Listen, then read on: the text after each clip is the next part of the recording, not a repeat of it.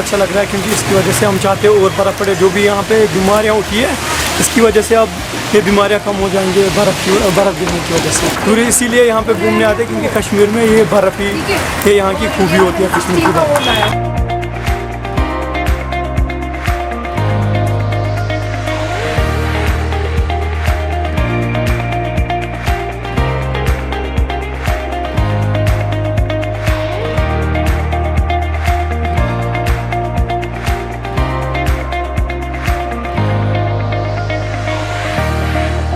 बहुत अच्छा लगा आज बर्फ़ देख के। ये बहुत कम बर्फ़ इस साल गिरा है, मगर वहीं छुट्टी करके आज घूमने के लिए आए हैं इधर। वो भी बहुत खुशी महसूस करते होंगे इधर आने के समय पे, इतना अच्छा बर्फ़ गिरा, इतना अच्छा आज मौसम है।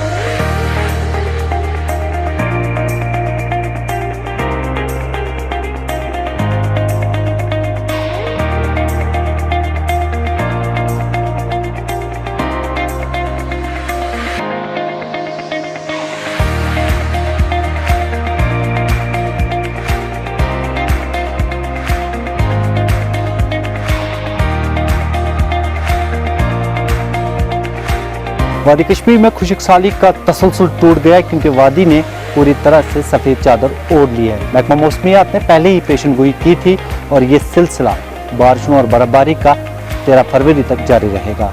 कैमरामैन आबिर बशीर के साथ शौकत साहिल, KPS श्रीनगर।